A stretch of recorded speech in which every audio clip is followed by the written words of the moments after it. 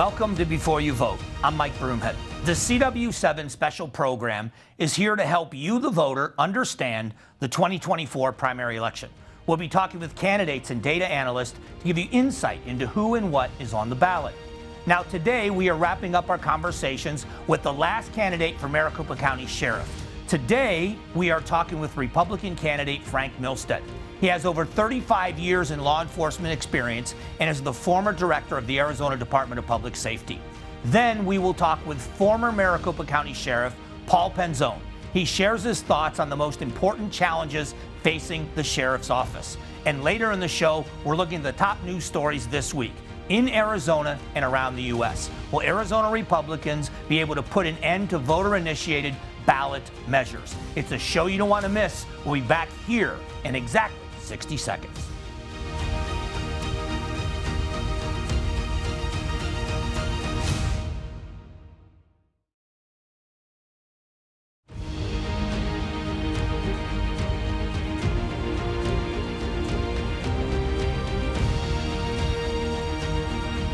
Welcome back to Before You Vote. A very important race, as we've been saying, Maricopa County Sheriff's Office. Joining us, Republican candidate Frank Milstead. Thanks for doing this. Mike, it's a pleasure to be here. I appreciate the opportunity. Let's talk about the job. We've been asking all the candidates same starting question. Will you talk about what the job entails and the unique qualities and qualifications you think you bring to it?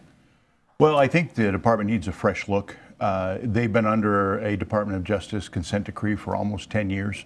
It has not been resolved. Obviously, Judge Snow is not satisfied, and either is the federal monitor. So I think that's job one, and it's going to be a challenge. And I think one of the pluses that I bring to the job is I have a deep bench. I have a lot of good people that can help me. My superpower has been bringing a group of people together to solve complex problems, and I think that's one that needs to be solved. And I think the other thing that I bring that no one else can bring is a pedigree where I've run two major law enforcement agencies, having been the chief of police in Mesa for 5 years and then in the Ducey administration running the Arizona Department of Public Safety. I think it gives me a very palpable look at how to run a major police organization. And even though the county's smaller than the state, and even arguably not as complex as the city of Mesa, it still has scale, and it has a jail, and it has complex issues. So let's talk about some of the similarities and differences, because I've mentioned the similarities where you're going to have deputies in deeply urban areas, but also patrolling rural areas. And yes. So there's some similarities with DPS. But the difference is you got to run the jails. Right. Talk about those two things, the similarities and the differences. So anytime you have people working remote areas, you worry about safety, you worry about backup. You have to make sure that they are not only trained at the highest level and that they can provide that world-class police service, but also they have the equipment they need to ensure their safety, to make sure that if something does go wrong, that they have everything at their call. The jail, I look at it as a significant piece. It holds 7,200 people. There's 600 jailers short. There are 20% of that 6,000 people have a bond that's less than $1,000, but they're still keeping them in custody. They're giving them 3 meals a day, clothing them, housing them, and securing them. And I think you got to bring back some sort of a work program so you can let those people work off their fine, so they can get them out of the jail and help them have a warm release and go back into society, whether they need a driver's license or a food handler's card or whatever it is. They need medical attention for their addictions, so they get back out in society and they don't recidivate. But the most interesting piece of the jail to me, it's like an intel center. If you think about it, it touches all aspects of the criminal justice system: the county attorney's office, probation, the courts, substance abuse, and you know what crimes are coming in and out of the jail because all of the major cities book into that jail. So I think there's some incredible opportunity to look at that in a new light. So one of the things we've talked with some of the candidates is the policy changes in the jail, because now with the fentanyl crisis is touching everywhere. The previous sheriff, Penzone, introduced new monitoring in there on fentanyl monitoring that included employees. Did you think that was a necessary move, a good move? You know, I don't want to second guess what Paul did. If he thought that was the right answer, I'll just assume that it was until I get in there and can discern for myself. My commitment to myself during this entire campaign is not to disparage other people, and just to go from what I learn and what I know going forward. I will tell you that what I was told from the union jail lead, he's a sergeant, is that they put in these monitors and there's no staffing to monitor the monitors. There's no staffing to equip and staff the monitors so they can be used. So it was, at this point, a waste of tax dollars because they're not being used to their highest level. So then let's talk. You mentioned staffing a couple of times. I know you dealt with that at DPS, that there's, a dramatically understaffed agency as the state has grown. Maricopa County's in the same boat. So how do you address, what do you think you can do to address staffing on the road with the deputies and in the jail with the corrections officers? So you got to build pride into the institution. They have to believe in their leader, and that's how we increase the staffing at the Arizona Department of Public Safety. They believed in the leadership that I provided. We were able to carry a couple hundred vacancies for salary savings, but there was a pride in the agency. They wore a traditional police uniform. We rebranded them. We gave them credit for what they did. You never saw me on TV talking about what Frank Milstead did. I talk about what the troopers did. And I think the same is true for the deputies. But you need to work on pay, benefits, the morale, the pride in the agency. And you also got to get young people involved and get them excited about coming to the Maricopa County Sheriff's Office. And I think all those things can be done. It's just going to take some time. But remember, you can change a culture in an organization in 1 to 2 years and change how things are done. And culture starts at the top, and everybody in the organization will mimic the culture that you set. And when it comes to policy, policy is a 90-day thing. There's world-class national standard policy all over the planet that you can use to implement if you have issues in policy. Is there, I think it's a question unique to you, there's a difference between an appointed position of a police chief or the colonel, the DPS director. This is an elected position. Do you approach it differently? Do you think it is different going to the voters? I think it's way different, and I'm excited about the opportunity because when I was the chief of police in Mesa, I worked for a city manager and a mayor. When I was the colonel for the Arizona Department of Public Safety, I answered to the governor. This job answers to the people. It's an incredible opportunity to represent the men and women of law enforcement at the highest level. Even though the governor and I were very symbiotic in our relationship and our view of public safety and what needed to be done, this gives me the bully pulpit to talk about law enforcement and what we do, answer to the people, let the people know why law enforcement is so important. So I think it's an incredible opportunity. And just for the viewers, the only elected position in the entire country for police leadership is a county sheriff. I appreciate the time as always. Wish you best in the campaign. Thank you, Mike. Frank Milstead, candidate for sheriff. We'll be back. Coming up next, will Republicans be able to put an end to voter-initiated ballot measures? Then later in the show, former Maricopa County Sheriff Paul Penzone talks about his time in office. This is Before You Vote.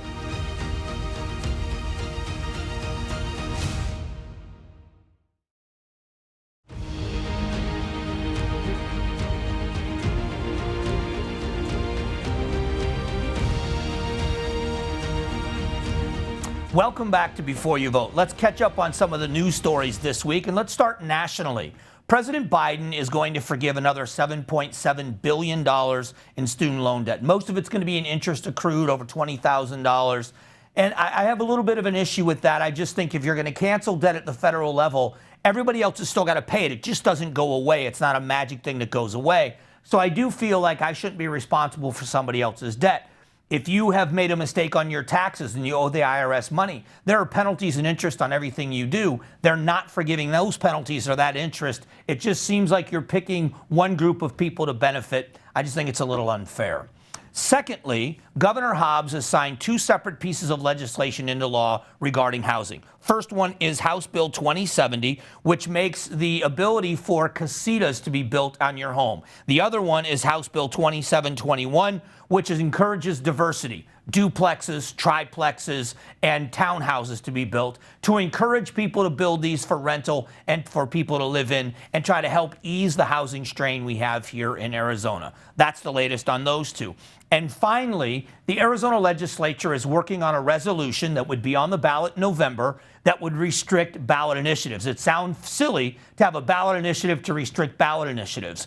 But we have a system where if you can get enough signatures, it gets on the ballot. And if you have a shiny enough campaign, it alters the Arizona Constitution. It's how we got medical marijuana. It's how we got legalized marijuana or decriminalized. And it's also how we got light rail and other things.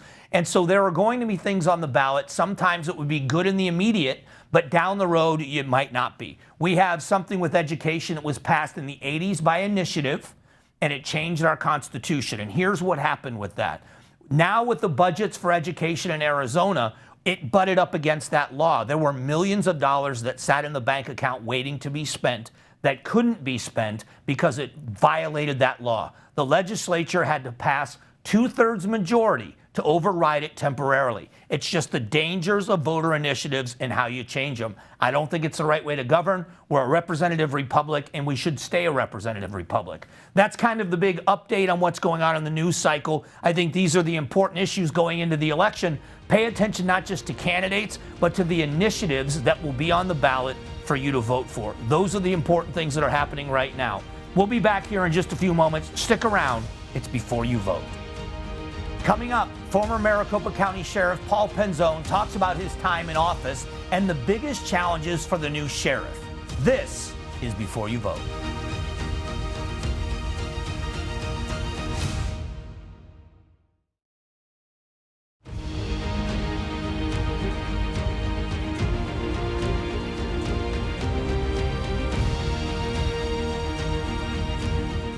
Welcome back to Before You Vote. We have been focused on the Maricopa County Sheriff's race, fourth largest county in the entire nation. And who better to get a feel for that job than the former Sheriff, Paul Penzone. Thanks for doing this. Thank you for having me, Mike. So we have been talking to the candidates in the sheriff's race from both sides of the aisle. And I want to start there because most of the people we've talked with when it's come up has said this really is a nonpartisan position. Law enforcement's nonpartisan. You had to pick a side and you had to run.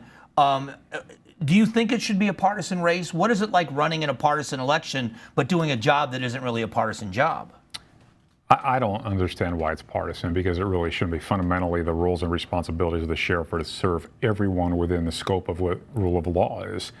So any political influence in that space undermines trust, confidence, and quite frankly, the integrity of the office. So I understand why it's elected. I don't understand why it's partisan. No, I don't think that it should be. Do you think there's political pressure when you're running to speak to your party on either side of the aisle? Did you feel any kind of pressure to speak to cater to Democrats because you had to get through a primary or two? Was there pressure there for you in the election cycle? Well, I think people try to apply pressure. But it's only as impactful as you're willing to allow it to be. You know, if you're going to conform to what you believe you have to be to win, then you're doing a disservice to yourself and to the voter. So the pressure never affected me because it never influenced me. But there are absolutely those, whether it be individuals or groups within the parties, that think that they're going to leverage it. I mean, I can tell you that after I was elected, I remember having a meeting with some particular groups that asked for a meeting. And they told me, they said, you know, we got you elected, and if you don't do what we say, we're going to get you unelected, was the term they used.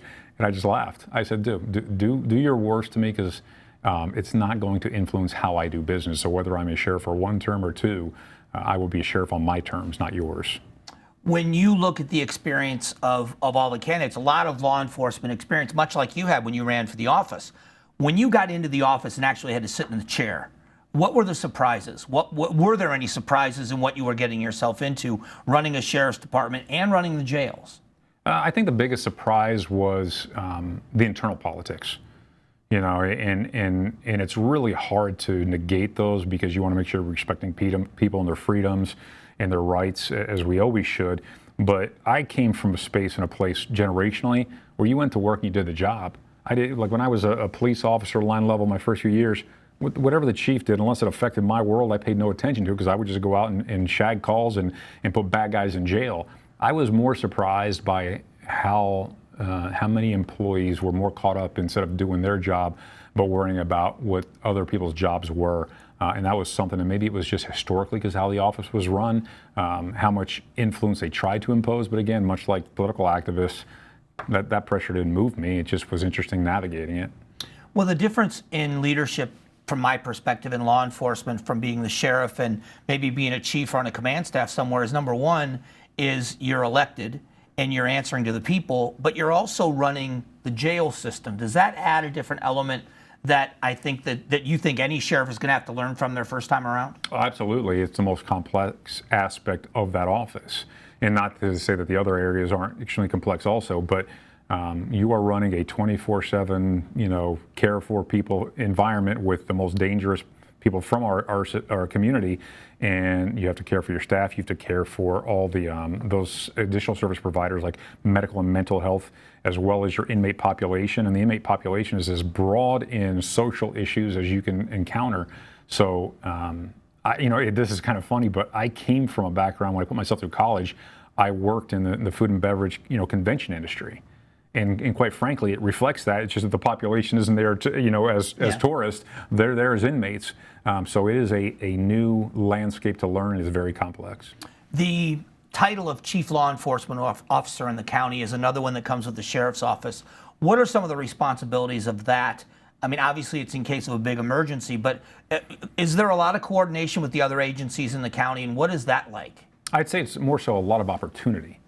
And the coordination is predicated off of your willingness to have a healthy, collaborative relationship with your colleagues. I think that the sheriff has the biggest, podium, biggest platform, biggest voice, if you choose to use it and use it for good. And when I say that, I mean just because you have the opportunity to use your voice doesn't mean that you always should, because it's not about you. So how can you have this balance of humility in that strength that when you speak on law enforcement and public safety issues, you're speaking to the best interest of the community, not the best interest of a political party? How do you do it in a manner that you're not defensive and you're not making it about, well, gosh, I was attacked by the media, therefore I'm going to respond, because your response impacts the people who work for you. So you have to kind of understand that nuance of having strength, but it not being personal and not being partisan and not being subjective, it being solely about how do I lead by example. And it's not always my words that speak the loudest, it's my actions. So finally then, I don't know if any of the candidates have reached out to you for advice, but what advice would you give the next sheriff? Having been in the chair, what would you say to them that they need to know first day in office? Put your ego in check, lead with strength and conviction, but humility, and that it's not about you. So if your why is not rooted solely in service of others and public safety, then why the hell are you running? You shouldn't be in the race if it's anything about you or your future. It's about this next generation and their future. And that's not just a community at large, but that is the law enforcement community. You miss it? There are elements of it that I really appreciated greatly. Just law enforcement in general? Yeah, I mean, you always like being in the game, but you got to be smart enough to know if you can't throw the football downfield anymore, it's time for you to watch from the sidelines instead of between the lines. So not that I couldn't, but I got out at a time when I felt like I was healthy and happy and I had other opportunities. But I'll tell you what, I don't have a single regret from my 7 years as sheriff. Nothing but gratitude and it was the greatest privilege of my professional career, and I'll always feel that way about it. I really thank you for your time and your willingness to still talk about these issues and be in the face of the sheriff's office like you were. Plays a big role in this show and kind of turning the light on for the candidates. So thanks for doing this. No, thank you. And I would just offer this to voters. I hope that when you choose your leaders in every office, you look at integrity first, and skill set's got to be right there with it, but don't take skill set without integrity. Always integrity first with skill set. Wise words. Former Sheriff Paul Penzone. We'll be back in a moment on Before You Vote.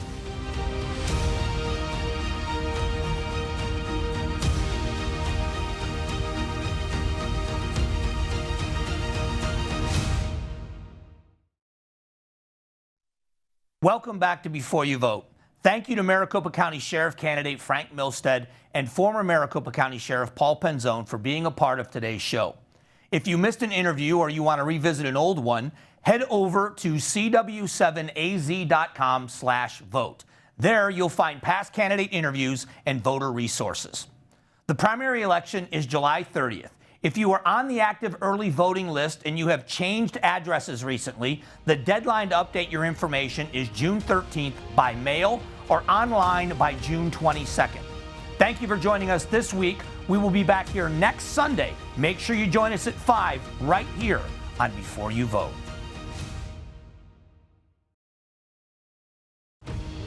To help you this election season, head over to cw7arizona.com, check out your voter status, register to vote, as well as all other voter resources.